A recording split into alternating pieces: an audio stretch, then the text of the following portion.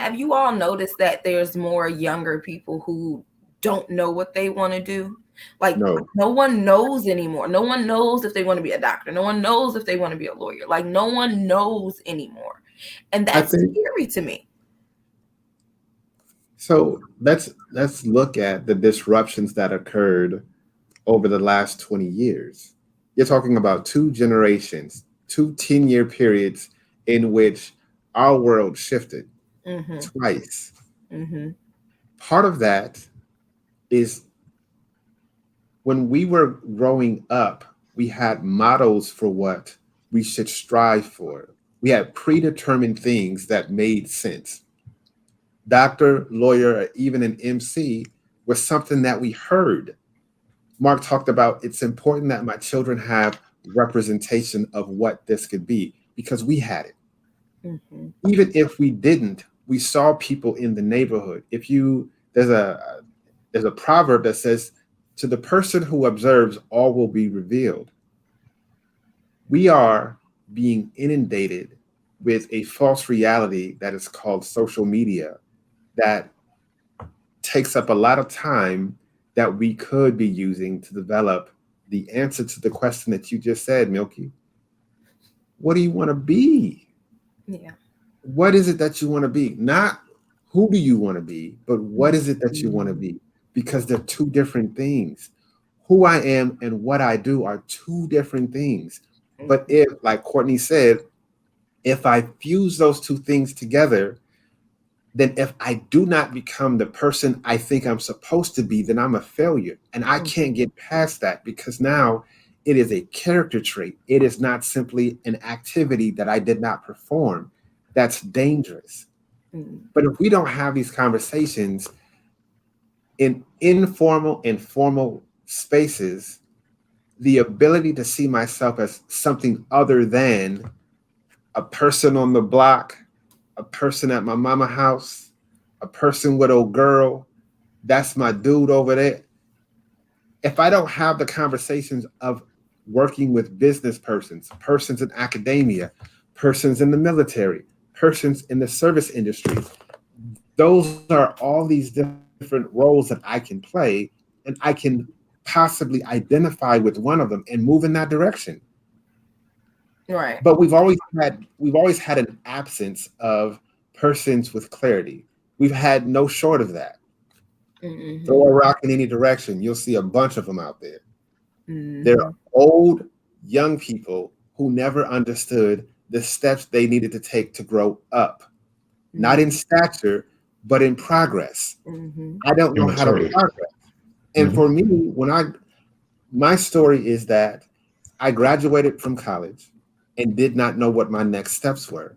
Because I did not know who I was, my next step was to take my life. That was my next step. I was suicidal. I talked to my brother. I called my mom. I said my goodbyes. The only thing that I gravitated toward is what my parents implanted in me in the beginning, which was there is a God greater than you who knows your story. And then I read a story that said, and talked to a person that said, you are living in a time where you don't know where your why is. You don't know what your why is, but if you live long enough, you'll find it. You Mm-hmm. have to live long enough to find out where your why is and what it is, and then go in that direction. We have a lot of kids who don't know their why and don't know they haven't lived long enough to find it. It's waiting for them. It's waiting for all of us. And why isn't stagnant? It's dynamic, which means that your why today isn't going to be your why tomorrow. Absolutely. But we have to give ourselves time and space to mature into those things and the Right. ability to understand, oh, that's it right there. That's my why right there. Now Mm-hmm. my life has meaning. And Right. now Because colors are brighter, sound crisper. That's what we're missing in the conversations of people. but I read also giving something. yourself experience, giving yourself time to actually talk to yourself and not have social media. I think that's the reason social media is such a false narrative that it doesn't give you time to think about yourself when Mm-hmm. you can think about, oh, Mark's doing this, Corey's doing this. You're doing that. I should be doing what they're doing. No, you shouldn't. But the difference is that when we grew up, we didn't have that. We did have an abundance of conversation, though. We had our parents who asked us these questions. And to your point, if you don't have these conversations with this generation, who's going to have it with them? Exactly. Our parents and our uncles and our aunts and our community were always asking that question. What do you want to be when you grow up? But it feels like the students that I've worked with, they've forgotten how to dream. I've said, hey, I'm going to give you $1 million. What are you going to do with it? None of them say start a business. No. They might say, I'll buy a car, I'll buy a house, I'll buy me some shoes, the new J's. I'll buy my mama a house. I buy my mama a house. I said, okay, so now you got about $750,000 left. What you gonna do with the rest of it? And they look at me like, I don't know. But they don't think to buy stocks. They don't think to use that to start their own business. They don't think. No. But that's so scary. Is it not scary? Well, it is. I mean, but it is and it isn't, because like Corey was saying, I went back and worked for the Upper Bound program that we all are a part of, Mark, Corey, and I, and Jeanette, our sister, and I mentored for that program. And I had this conversation with them.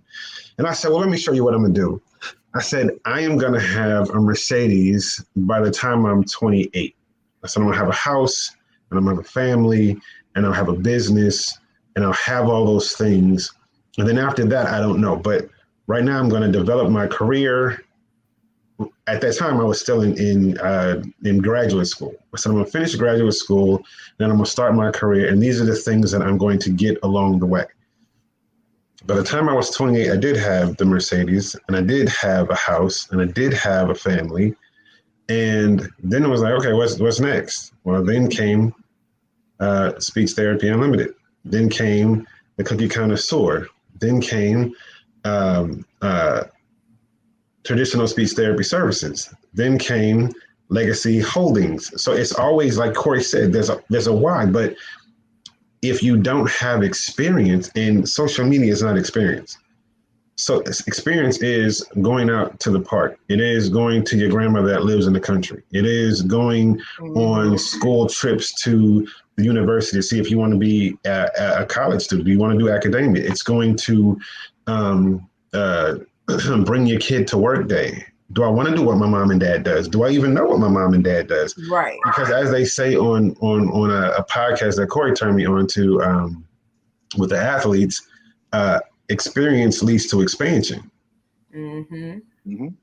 Social media doesn't give you any kind of expansion. It is, he is doing this, she is doing that. This is what I call him. This is the latest music. So everything is put in this box. So you don't feel like social media could be helpful at any point? No, it can be helpful if you're using it as a tool. But if you're using it as a guidepost, like this is how I should live my life, no. If I'm looking at this like this is the real world, it's not. Right. It is the biggest reality TV show that's live that we have, because people put their best. When do you ever see a bad day on Facebook? You don't, unless it's a tragedy. Right. Nobody says, oh man, I got fired today. No one does that. No one says, man, I lost my house and my car. Right. No one says, oh, I just went through foreclosure. No, everybody says, look at my house. Look at all this. Look at all this. Look at these new J's. Look at all this money. I'm like, that's paper. You printed all that off. There's no serial numbers on it. Go ahead. So just to piggyback on what y'all was saying, I read something that said there's only 2 really important days in your life. The day that you're born, and then the day you figure out why you were born, like your why. So glad you didn't say the day you died. Perfect. No, but the day, like there are people, we have a cousin who, when she graduated from kindergarten, she said, I have this many more years till I'm done with medical school. And she went through medical school at Johns Hopkins. She knew her why at like 5 years old. I did not. There are people who don't learn their why to their 30s or 40s. It's And true. people need to realize that. I was in retail management for 10 years and I hated every day. And I aged 50 years while doing it. I got up and did it to do it, but now what I do in recruiting, I love it. I don't love all the people, but I love what I do because I know I'm helping people. Right. And it sounds like everybody on this podcast in particular, and everybody I've had on this podcast, their why is some way to help people. In some way, it's helping people.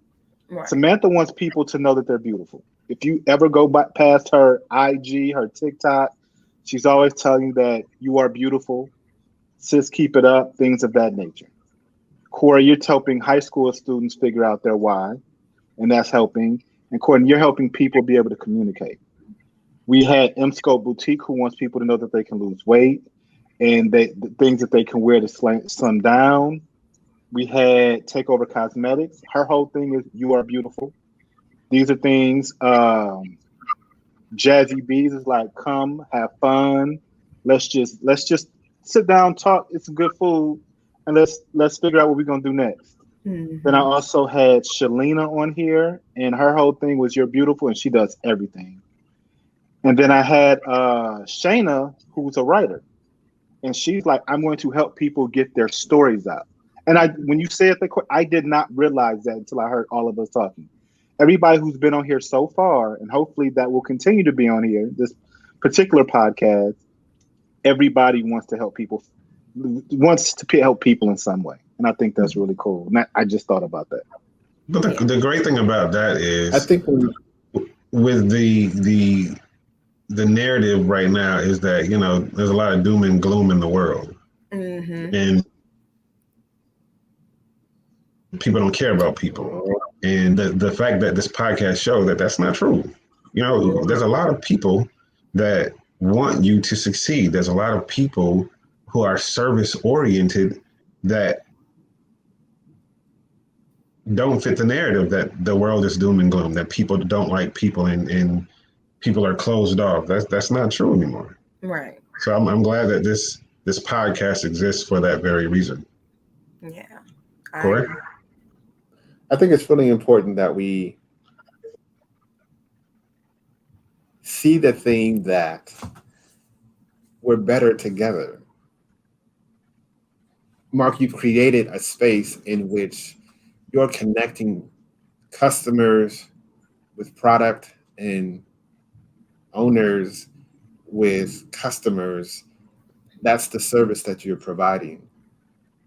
Milky, you're providing the service of, I need you to see that your best attributes are you. It's not the clothes that you wear, but when you present with confidence, the world does something different. I need you to be confident in who you are. And that starts with looking your best. Whatever that is, however you define it, it starts with looking your best. And here's how I help you do that. For Courtney, it's if you can't communicate, you can't do anything. You can be controlled. You can suffer because people are going to control your life. What your intake is, where you live, what you eat, what you wear. That's dangerous. You need to be able to communicate. But you also need to understand that life is about sweet things. We gravitate towards fresh smelling flowers. We want the sweetest fruit. We want to make sure that we ourselves are not offensive in how we present to the world. So for me, it's really about making sure that I connect all these dots by understanding your why. And that there's no time limit for that process. It doesn't have to happen right now. At some point, somebody pushed the fast forward button on life, and we think we got to get everything right now. We don't. That's true. And if we did, we would be bored. If you got everything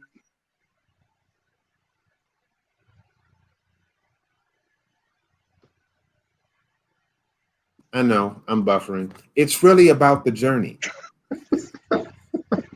See that? I had you on the edge of your seat. For that reason, the internet said, Corey, they ain't ready. They ain't ready, Corey. All right, here we go. Anyway, that's important. But I think we're in a time where we are able to create our own narratives. And that's really important. That's extremely important. Because without exposure, there is no expansion. And without this space, Mark, thank you for creating this. It's more difficult for persons who look like us to push our products, to see our images, to be validated.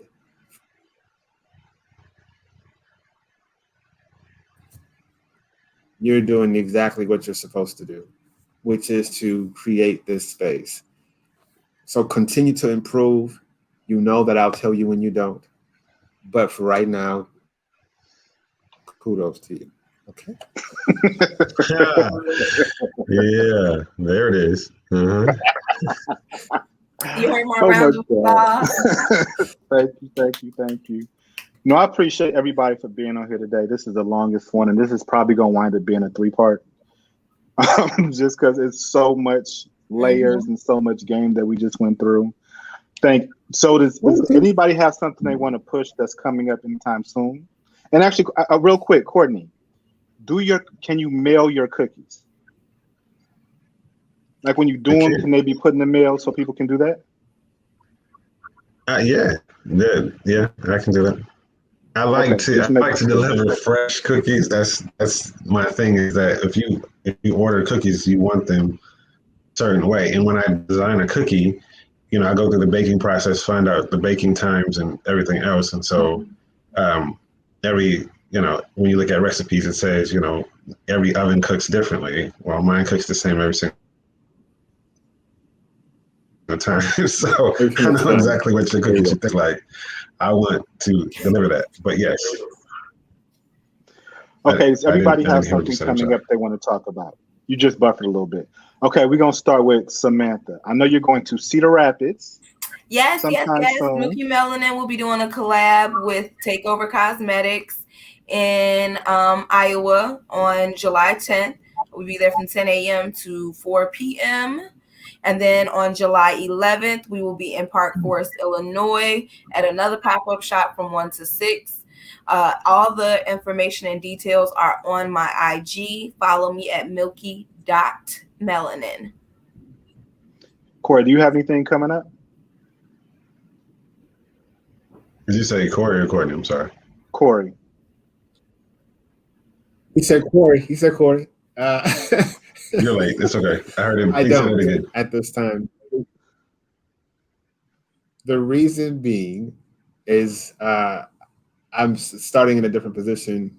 And so I'm doing that. And the next part of my development is getting this racial trauma training completed. So until I get that completed, I'm not going to do much because I really want that to be the force going forward. Okay. I do need to get some of your students on here too, by the way. I'm just putting that out there. So hopefully they're watching. Courtney, what do you have coming up? Like Corey, I have other contracts coming up. So I'm trying to see where I will be next. But I'm designing a cookie this weekend. So on my limited time off, I'm looking to create another cookie today. So after I get off here, I'll be in the lab doing something different. Okay. Well, thank you guys so much for coming on. I know people are going to get something out of this because it was a lot of things that made me think also. So thank you so much. And as always, this is Will. We will see you later on the next Small Business Series episode.